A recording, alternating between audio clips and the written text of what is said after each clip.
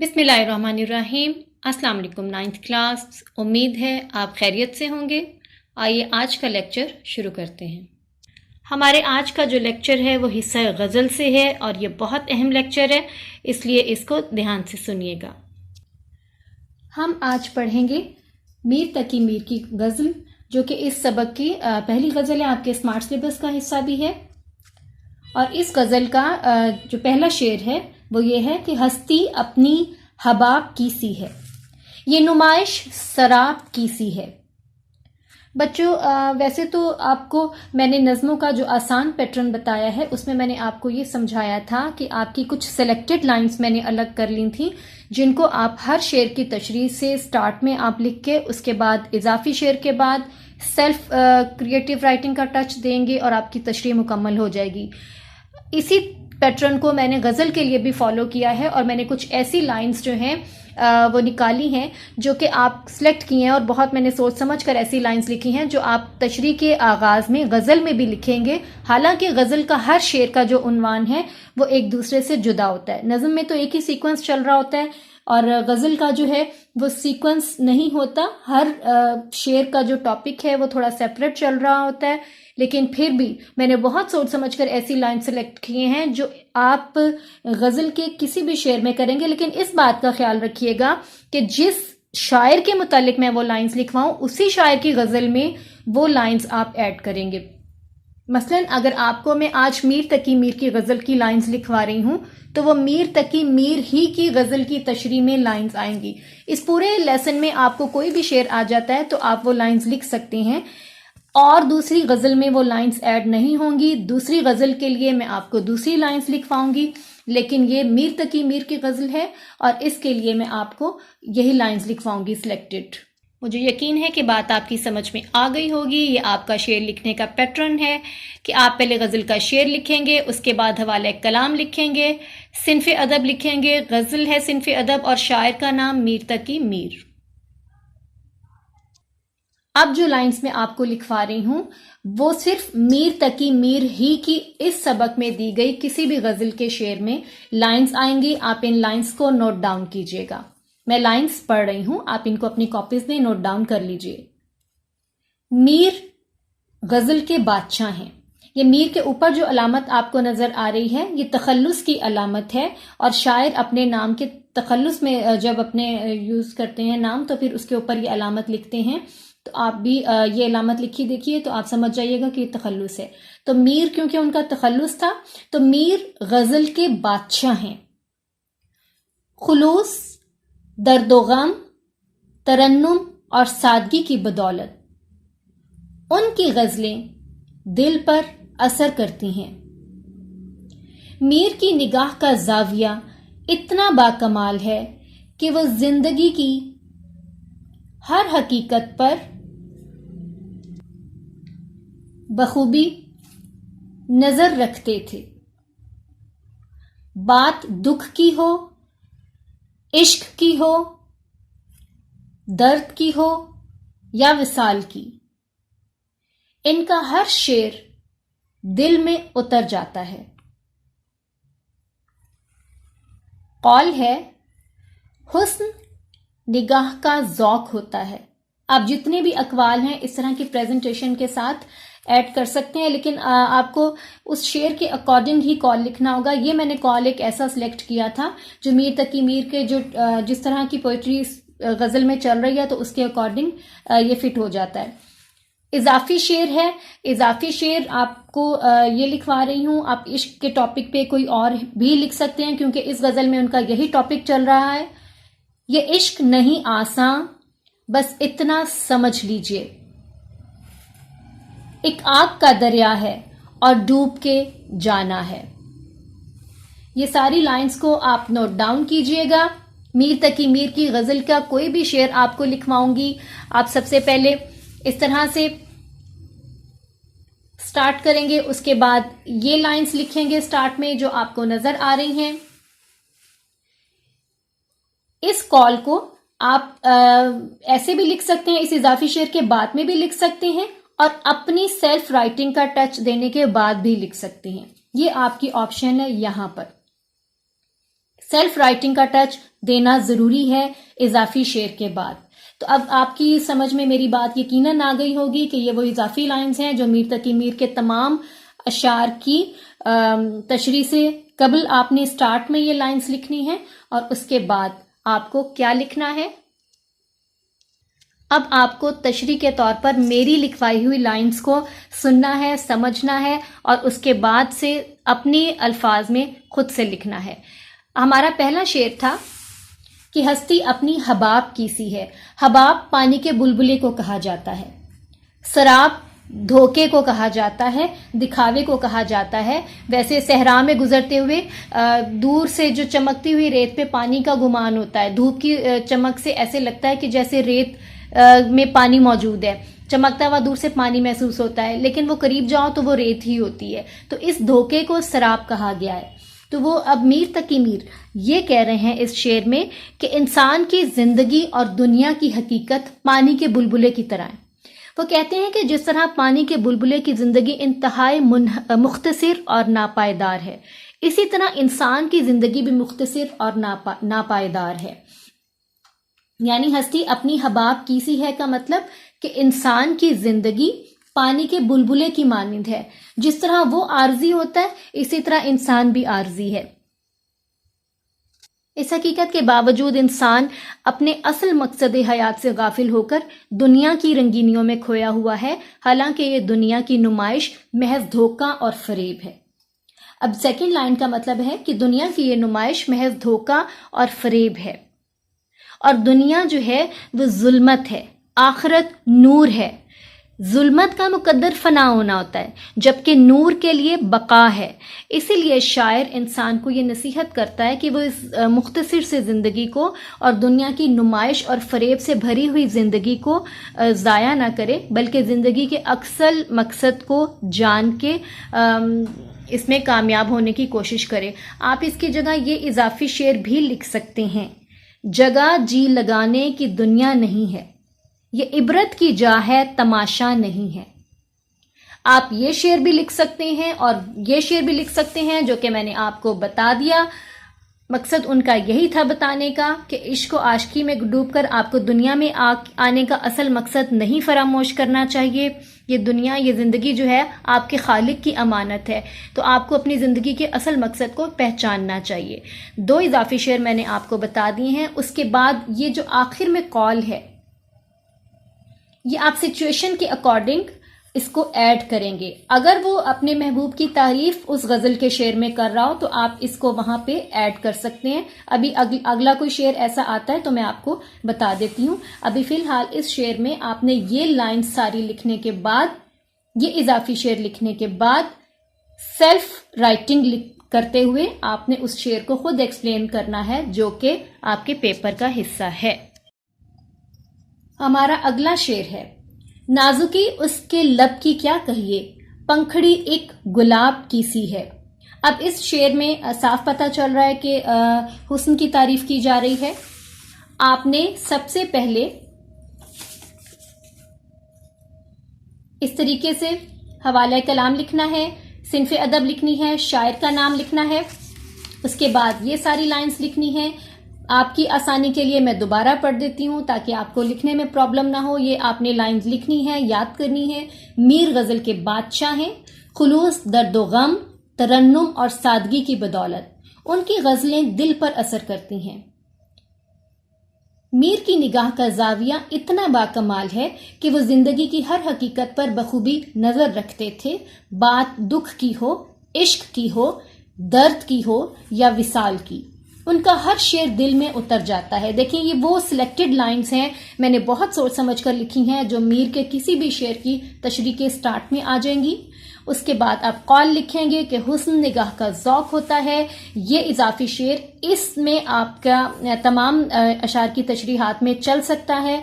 आप ये लिख लीजिए, या मैंने आपको जो दूसरा बताया आप वो भी लिख सकते हैं। फिलहाल यहाँ पर आपको ये वाला कॉल फिट होगा, क्योंकि इस शेर में थोड़ा सा आपको अपना जहन भी तो इस्तेमाल करना चाहिए ना। अब यहाँ पे आपको, क्योंकि इस शेर में महबूब के हुस्न की तारीफ थी, तो इस लिहाज से आप ये वाला कॉल जो है इस तरीके से मेंशन करेंगे कि जिस ज़ात को हम हुस्न से मंसूब करते हैं वही महबूब है। ये कॉल लिखने के बाद आप सेल्फ राइटिंग करते हुए इस तशरीह को अपना रंग देंगे और आप क्या कहेंगे? आप ये लिखेंगे कि शायर के महबूब के लब नाजुकी और ताजगी में बिल्कुल गुलाब की पत्तियों से मुशाबहत रखते हैं। दोबारा मैं रिपीट कर रही हूँ कि शायर के महबूब के लब नाजुकी और ताजगी में बिल्कुल गुलाब की पत्तियों से मुशाबहत रखते हैं। आप यहाँ पे इसके बाद ये भी कह सकते हैं कि शायर का दावा है कि उसके महबूब के जो लब हैं वो नरमी, नाजुकी और दिलकशी में अपनी मिसाल आप हैं, और महबूब के लब ही लबों के हुस्न का वो मेयार है जो शायर के दिल पर असर करता है। तीसरा हमारा शेर है, चश्मे दिल खोल उस भी आलम पर, यहाँ की औकात ख्वाब की सी है। इसका मतलब ये है कि अपने दिल की आंख को खोलकर अगले जहान को भी देख। ए गाफिल इंसान, तो हम अपने दिल की आंख खोलकर उस अगले जहान पर भी नजर डाल, क्योंकि इस दुनिया की हकीकत एक ख्वाब से बढ़कर कुछ भी नहीं है।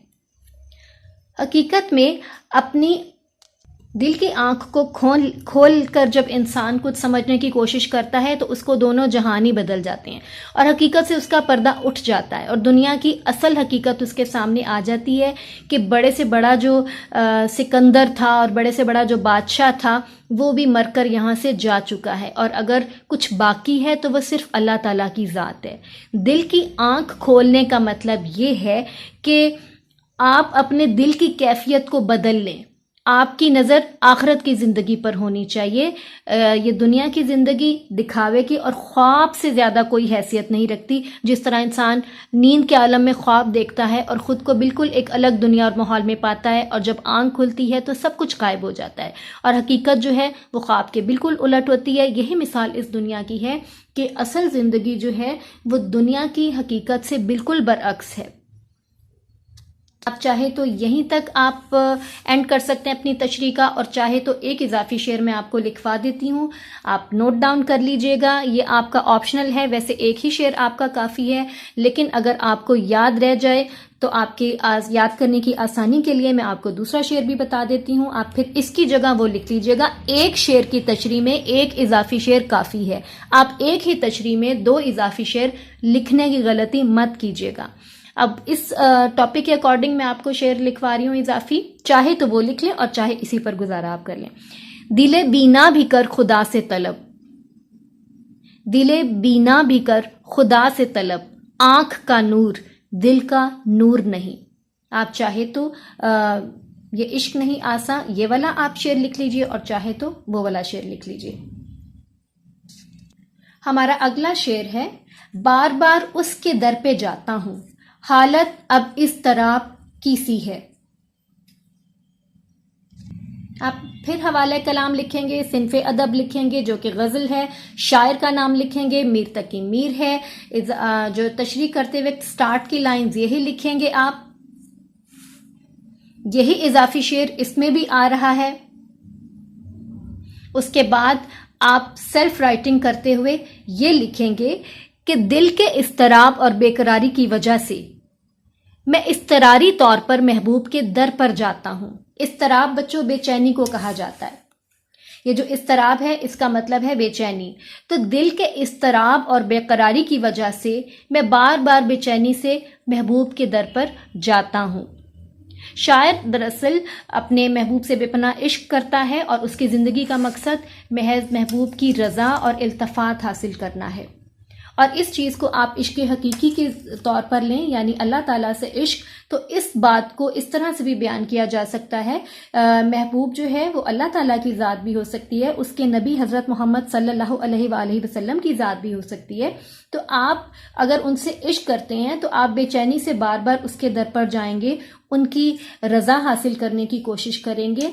और उस बार बार बेचैनी से जाने का मतलब क्या होगा, मकसद क्या होगा? क्योंकि आप उनकी रज़ा हासिल करना चाहते हैं। और इस इस्तराब की वजह क्या है? क्योंकि आप उनसे मोहब्बत रखते हैं और उनकी रज़ा हासिल करना चाहते हैं। और इस बेचैनी की वजह यही है कि अभी तक महबूब की रज़ा जो है वो शायर को हासिल नहीं हुई। इसी वजह से शायर जो है बेचैनी और इस्तराब का शिकार है।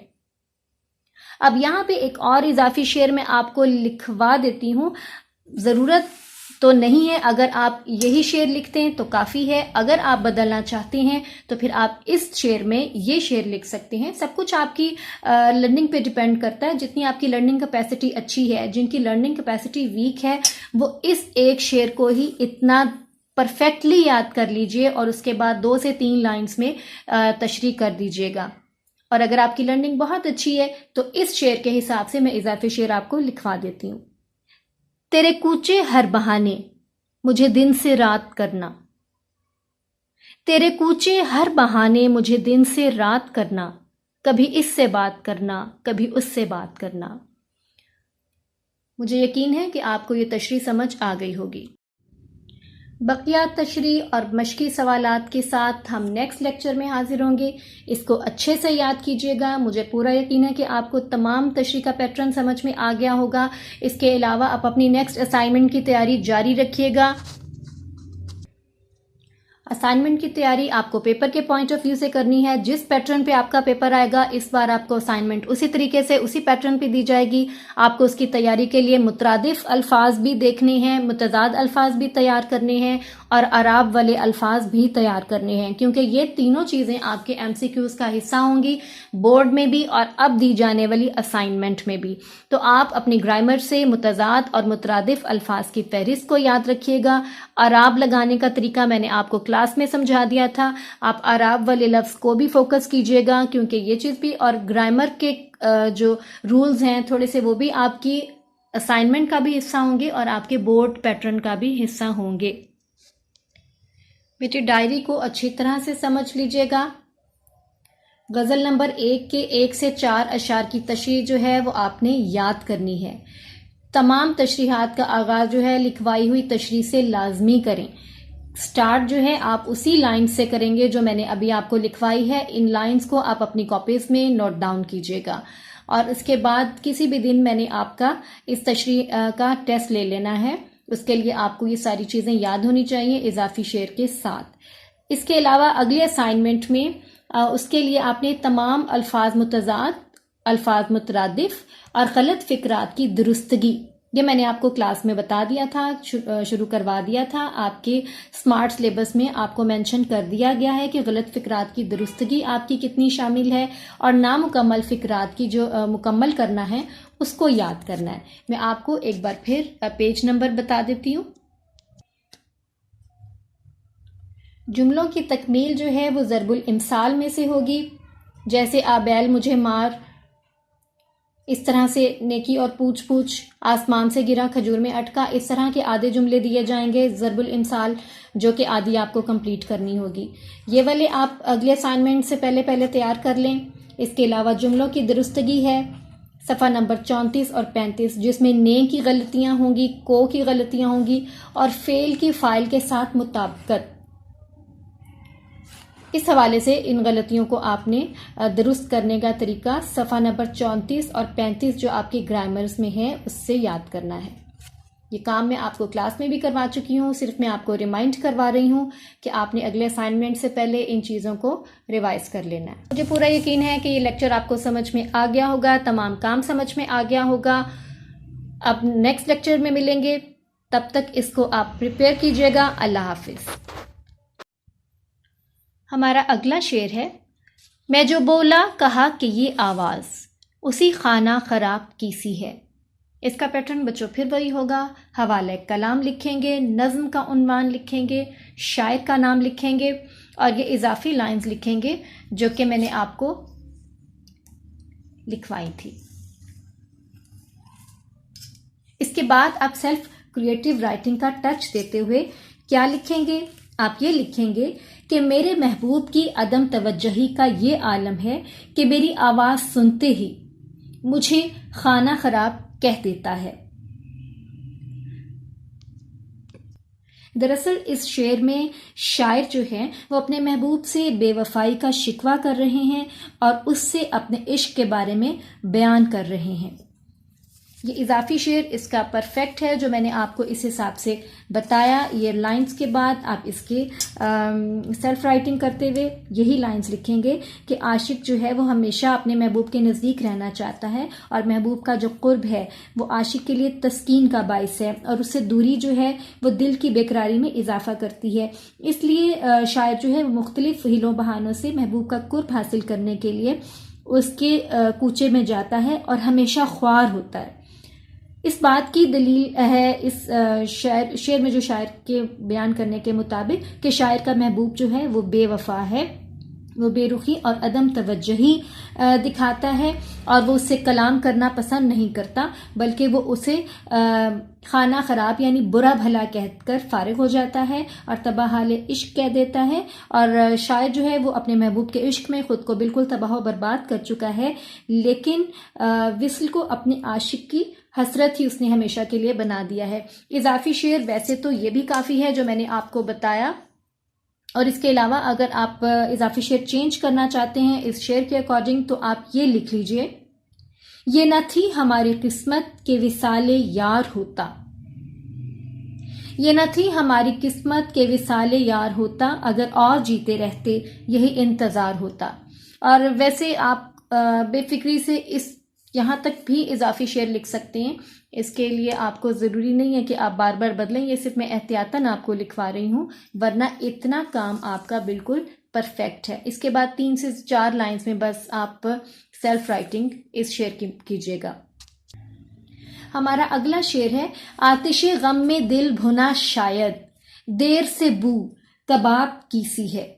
बच्चों फिर वही पैटर्न होगा कि ये सारा जो है हमारे साथ आ जाएगा तशरीह के आगाज़ में, और उसके बाद सेल्फ क्रिएटिव राइटिंग का टच देते हुए आप ये लिखेंगे कि गमों की आग में मेरा दिल कबाब के मानिंद जल रहा है।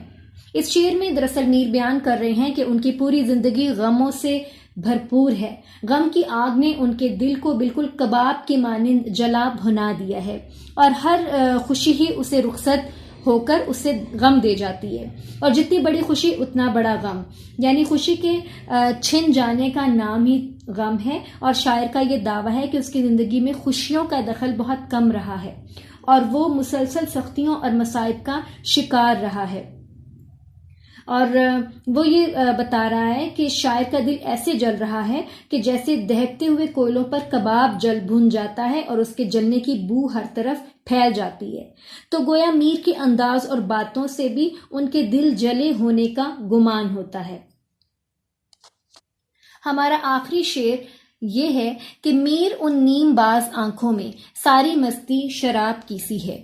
ये शेर जो है बोर्ड के पॉइंट ऑफ व्यू से बहुत अहम है, ये काफ़ी बार बोर्ड में आ भी चुका है, इसलिए इसको तवज्जो से कीजिएगा। वैसे तो सारे ही शेर अहम हैं और सब की तशरीह जो है आसान भी मैंने आपके लिए कर दी है, क्योंकि यही लाइंस हैं जो बार बार रिपीट हो रही हैं। आप इस बात की तसल्ली रखिएगा कि एक गज़ल से एक ही शेर सिलेक्ट होगा। आप ये बेफिक्र हो जाइए, आप ये मत सोचिएगा कि अगर शेर रिपीट हो गया तो फिर हम क्या करेंगे। बोर्ड का पैटर्न ऐसा नहीं है कि एक नज़म या गज़ल से 2 अशार लिए जाएं, वो एक गज़ल से एक ही शेर सिलेक्ट करेंगे। तो आपकी जो ये लाइंस हैं वो बड़े आराम से काम आपके आने वाली हैं।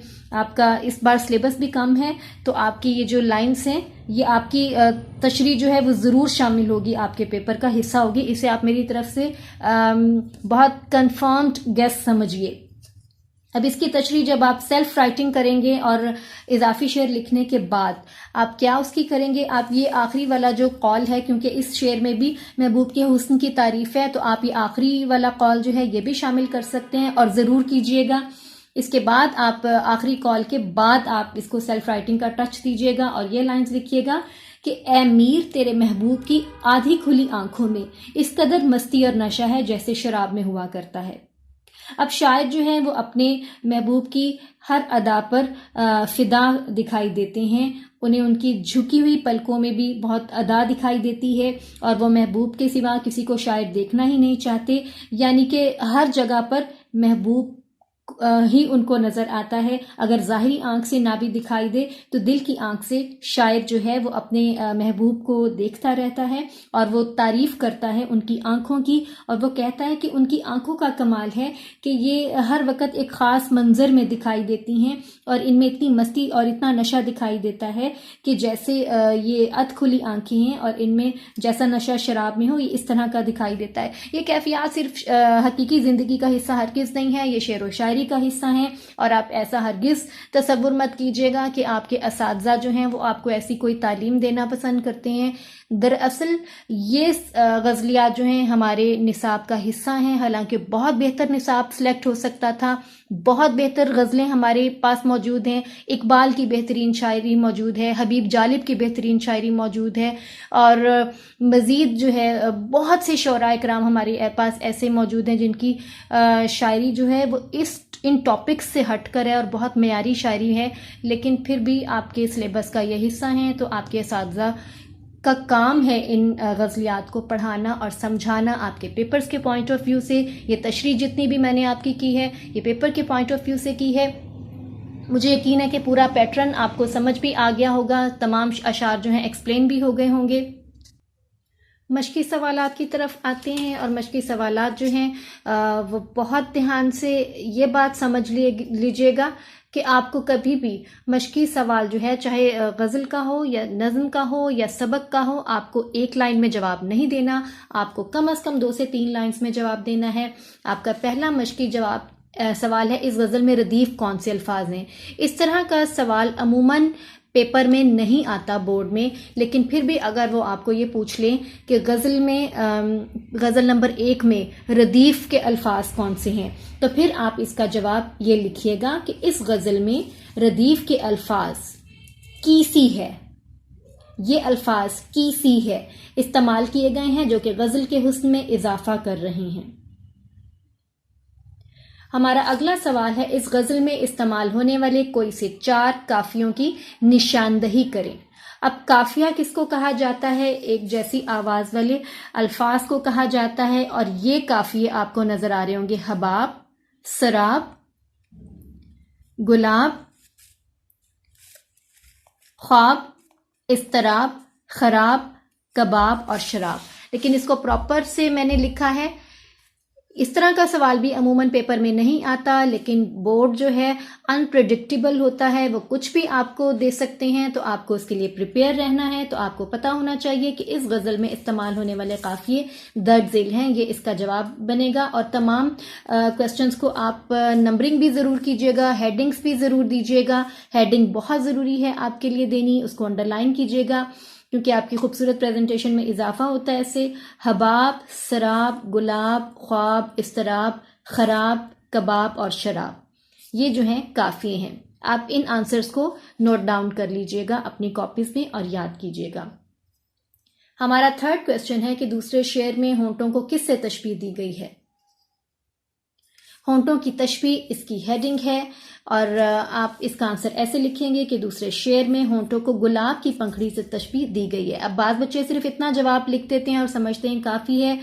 एक लाइन का मतलब एक ही नंबर होता है, इसलिए मैं कभी भी प्रेफर नहीं करती कि आप एक नंबर भी एग्जामिनर को काटने का मौका दें। 2 नंबर के जवाब में कम से कम 2 से 3 लाइन्स ज़रूर आपको लिखनी चाहिए।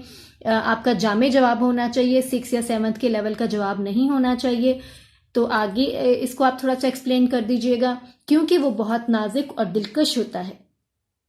दूसरे शेर में होंठों को गुलाब की पंखड़ी से तशबीह दी गई है क्योंकि वो बहुत नाजुक और दिलकश होता है, इसलिए महबूब के लब शायर को गुलाब की मानिंद दिखते हैं। हमारा अगला क्वेश्चन है कि मीर ने नीमबाज आंखों की मस्ती को क्या करार दिया है। इसकी हेडिंग आप पहले क्वेश्चन नंबर मेंशन कीजिएगा। नीमबाज आंखों की मस्ती इसकी हेडिंग होगी। मीर तकी मीर ने नीमबाज आंखों को शराब की मस्ती करार दिया है क्योंकि वो आंखें ऐसी हैं जैसे नशे की हालत में इंसान की हों, इसलिए उन्हें देखकर शायर को शराब याद आती है। हमारा आखिरी सवाल है कि शायर इस शराब की हालत में क्या करता है। शायर इस तरह की हालत में बार बार अपने महबूब के दर पर जाकर उसकी रज़ा हासिल करने की कोशिश करता है, मगर उसका महबूब बेरुखी बरतता है, फिर भी शायर उसके दर पर जाना ज़रूरी समझता है। ये मुनासिब जवाबात थे जो कि मैंने आपकी गज़ल के हिसाब से कर दिए। और एक बात का आप अच्छी तरह से समझ लीजिएगा कि मश्की सवाल जो है वो आपको शेर के अंदर से भी आ सकता है, आपको गज़ल के अंदर से भी आ सकता है। ज़रूरी नहीं है कि मश्की सवालात में से आपको आए। अमूमन ऐसा हो जाता है कि शेर का सवाल वो खुद बना देते हैं, यानी महबूब की जो शायर है उसने अपने हस्ती को किसके मानिंद करार दिया है, तो फिर आप प्रॉपर इसके अंदर से जवाब बनाएंगे कि महबूब ने शायर ने अपनी हस्ती को हबाब की मानिंद करार दिया है, क्योंकि दोनों ही आर्जी हैं। इसी तरह किसी भी शेर से आपको वो सवाल निकाल कर डाल सकते हैं, आपके पेपर का हिस्सा बना सकते हैं। मसलन कुछ ऐसा सवाल भी हो सकता है कि महबूब के दिल से कबाब की बू क्यों आती है, तो फिर इसका प्रॉपर जवाब आप बनाएंगे क्योंकि वो आतिशे गम में जला भुना बैठा है, इसलिए इससे कबाब की बू आ रही है, जले हुए कबाब की बू आ रही है। इसी तरह उसको खाना खराब किसने कहा, या मीर ने जब बात की तो उसको क्या जवाब महबूब ने दिया। कुछ इस तरह के सवालात जो हैं वो बन सकते हैं। तो आपने तमाम अशार को जो है वो पूरी तवज्जो से पढ़ना है और ज़हनी तौर पर तैयार रहना है कि अगर आपको गज़ल के अंदर से जवाबात दे दिए जाएं। मुझे यकीन है कि लेक्चर आपके लिए बहुत हेल्पफुल रहा होगा। अपना भरपूर ख्याल रखिएगा। मज़ीद कुछ बात पूछनी हो तो आप ज़रूर पूछिएगा। अगले लेक्चर तक अल्लाह हाफिज़।